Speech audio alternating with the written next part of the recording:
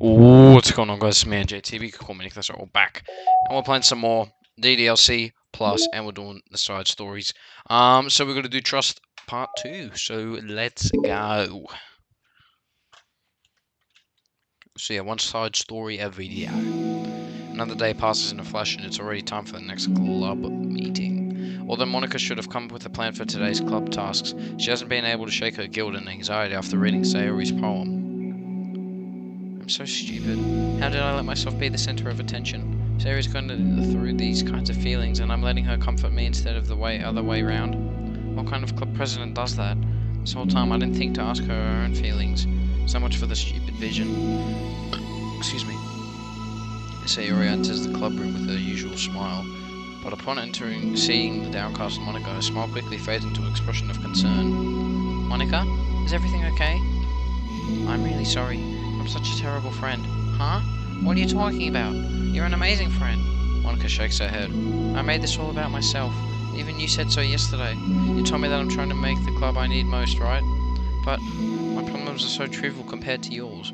Sayori responds quickly. What are you talking about? But as she says that, her face darkens. Through the silence, Sayori mutters her realization. I'll let my folder here. Monika stares blankly ahead, unable to come up with a response. I wasn't ready to share those. Now you're worrying me. I don't want that. But why? We're friends, right? Wordlessly, Sayori nods. Friends look out for each other. I want to be here for you as much as you're here for me.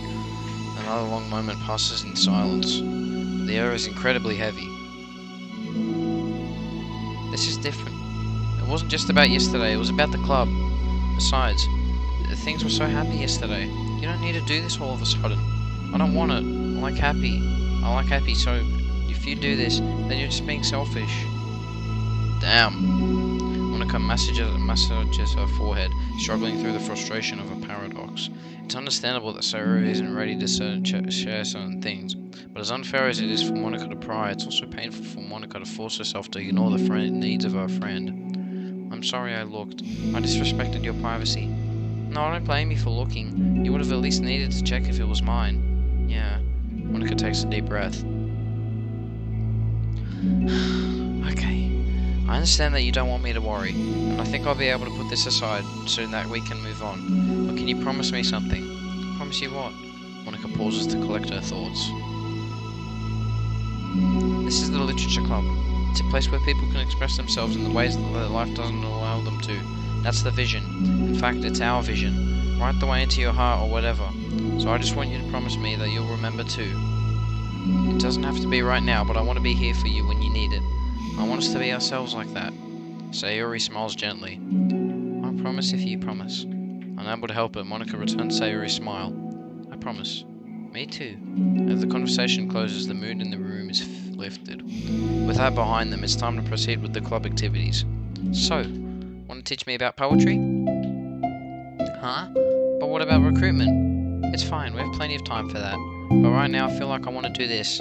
I mean, I have to fulfill my end of the promise, you know. There's no way I could say no to that.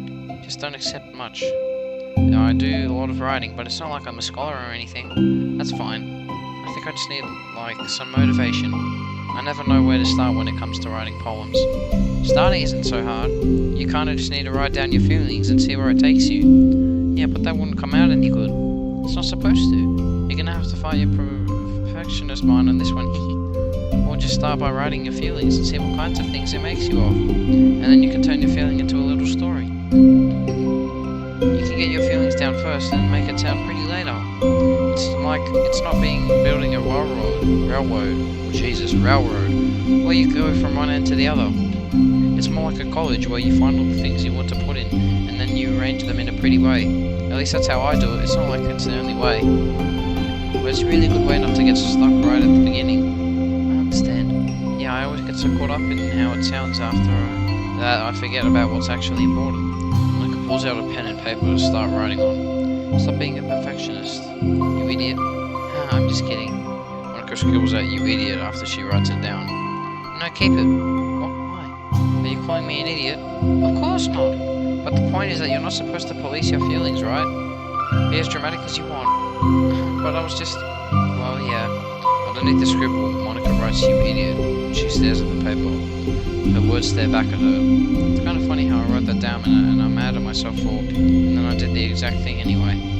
This is really going to take some getting used to. I believe in you. Thanks, I do too. I mean, but also you, of course. Monika continues the exercise, jotting down her thoughts. It's surprisingly quite a struggle to write without overthinking it. And after a while, Sayori's guidance and encouragement, Monika's sheet of paper begins to look fairly lively, peppered with all of her random thoughts. Monika looks up and down at her sheet. Gosh, I feel so tense looking at this. I hate it, but it's also kind of liberating. I can tell you how hard you're trying. It makes me happy. I think you'll be good at writing poems. Don't give me too much credit. I'd have to try really, really hard at it. But I think it's something that I'll enjoy doing. With you. Sayori beams. I'll stop here, but we still have time. Let's try to work on a new flyer for the club. I won't be so picky about the language. Yay, let's do it. Monika and Sayori proceed with their work.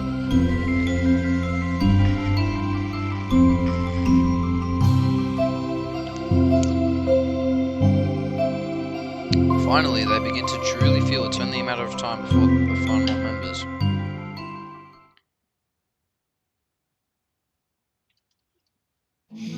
Another day passes. As usual, Monika is the first one to the club room. With her is a printout of a revised literature club flyer, complete with all new ideas Monika and Sayori came up with. If only this was the flyer we gave to that one reading girl the other day. So much more attractive than the old one. But the new catchphrase is featured clearly in the center of the flyer. Write your way into your heart. Surely common sense would say that one writes from the heart, not into the heart. But the message being delivered is that one can use writing to discover themselves. Hopefully Monika and Sayori had thought that it would be enough to garner some curiosity from students. Why do I feel so tense looking at this? Monika thinks back to the previous meeting when she performed one writing exercise. Was I always this bad at expressing myself? How am I supposed to be present if I can't demonstrate what the club is supposed to be about? The literature club is truly beginning to take form, but with that the weight on Monika's shoulders only becomes heavier. Debate club was always about good rigid structure, formulating airtight points and counterpoints and delivering them with conviction. It was about the person on the outside. That's why Monika was so good at it. It existed entirely within her realm of comfort. It's suffocating. I need to break through this mental wall. I need to learn to express myself for real. Monika pulls out a sheet of paper and grabs her pen. She presses the tip of the pen firmly against the paper. But her hand doesn't move. Instead, a tiny blot of ink collects around the tip of her pen. Monika lifts her pen and stares at the little blotch. For some reason, she feels compelled to run her finger across it. As she does so, the black ink smears across the paper, ruining Monika's canvas. Oh, sorry, I didn't mean to moan there. Out of spite for her, sorry, it's Monika. Monika presses her pen down once again, letting the ink collect. She creates a second smear on the paper. Come on, Monika, just move your hand. Monika writes. This is what I get for seeking perfection. A stain. Oh, amazing. Monika slides the paper away from her and puts her head down on the desk. She probably fell asleep. The air conditioner seems louder today. I'm here. Hi. Monika hears Sayori approach her desk, then stop for a second, probably reading the piece of paper. Then she sits down in the adjacent desk. Bad day? Me too. Damn, that's heavy. Both of them. You too? The new flyer looks good. You've been working so hard. On the club, but also something else, I think. I can't do it. I'm sorry. It's so hard to just be vulnerable. Sayori takes the sheet of paper from Monika's desk. She writes something down and stares at it for a while. Can I trust you? Of course. You can trust me with anything. Sayori gazes at Monika with sadness in her eyes. Understanding the signal, Monika takes the paper from Sayori's desk and reads it. Sometimes I want to die. Oh, jeez. Sayori, this is really hard for me. Her voice shakes. So if I can do it, then you can too. Because You're like a million times better than me. That's completely not true. Sayori takes a deep breath, trying to steady herself. That's something about me that I've never told anyone before. Even now, my head is like screaming at me to stop. Wait, you don't have to force yourself. I mean, just because of the promise yesterday. I want to. It just feels right. I mean, maybe it's part of the reason I came to this club in the first place. This is the Literature Club. I trust you more than I'm scared. At those words, Monika stands up. Sayori must have taken days to work up the courage for this, where Monika's own futile but genuine efforts actually pushed that Sayori needed. Sayori's deliberate breaths can be heard over the air conditioner. As she prepares to allow herself to continue, Monika waits in gentle silence.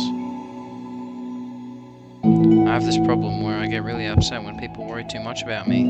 I can't control it. It's like, why waste your energy worrying about me when you can't just be happy instead? Well, look, the game hasn't really delved into why Sayori's depressed. I mean, I guess this can be one of the reasons.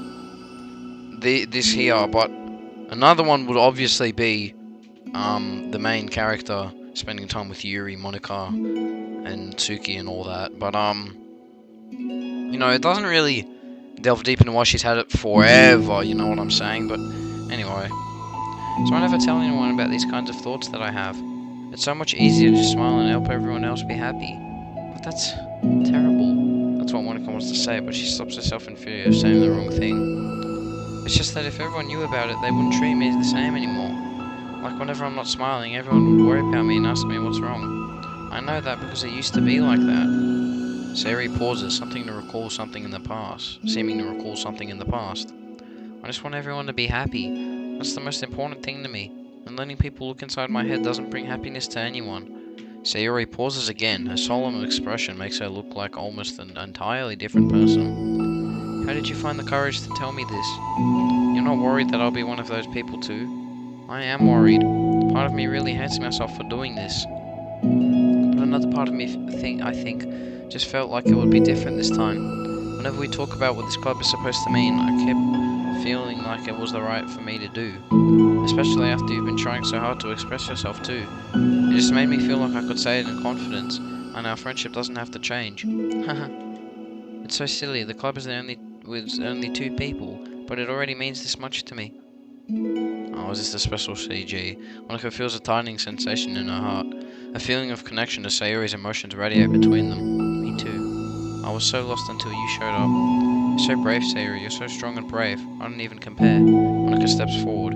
But if nothing else, I can at least offer you some hug energy. If you'd like. Oh. Jeez, look at that. That's beautiful. Wordless and without a smile, Sayori rests her forehead on Monika's shoulder. Yeah, each of these have a special CG. So yeah, each side story would have one.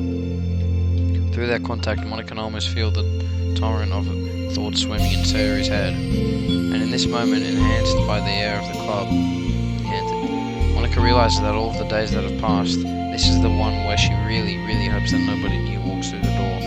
She speaks softly. You're like the sweetest girl I've ever met. You can say anything, I'll never judge you. I promise.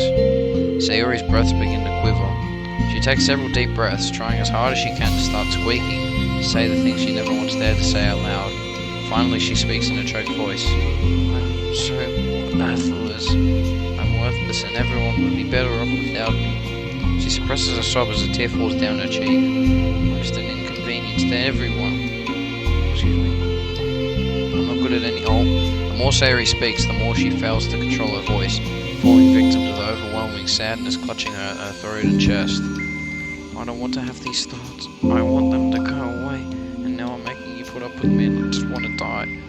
As soon as Sayori loses her composure, Monika becomes determined to keep her own. She only wants to be what Sayori needs right now. She won't let any sadness show. And her voice comes through as soft and gentle. This isn't putting up with you. It's just being your friend. Monika offers a few words of comfort. But she knows, Sayori said it herself, that the thoughts Sayori experiences are ones that don't belong, and Monika can't magically make them go away. The most she can do is Sayori battle them, like any good friend would do. You have so much value to me and your other friends too. This club wouldn't have been the same without you. I really, really mean that. You coming here was the best thing that has ever happened. Even if we never got any other members, I would still be happy. That's what brought you here. You brought us a vision, and you also brought happiness. And that's your favorite thing to do, right? Sayori doesn't respond, but Monika feels her gently nod. No more words are needed between them. The two share their embrace for a while longer, Monika letting Sayori take as much time as she needs. Once her breathing steadies and her sniffles fully cease, Sayori lifts her head and wipes her eyes. I guess I need that. Some days are harder than others. Well, I'm here whenever you need me, but any other time I'll make sure that things are the way they usually are. If that's what makes you happy. Thanks. You're the best. No, you are. The two exchange smiles. You know, I'm sorry to bring up all of this for our son, but have you considered talking to a professional? Sayori nods. It's scary, since it's already so hard to tell people. Yeah. Well, of course it will always be your choice, but if you're ever looking to find the courage for it, I can do my best to help you. Thanks. I think it helps knowing that you would. Sayori suddenly yawns and stretches. Wow, that made me tired and hungry. No, I can't. I was trying to do a proper yawn, but no, it didn't work. Well, I won't make you do any work today if you're not up for it. No, I want to. I mean, I can say that's definitely one thing that makes me happy. Monika smiles.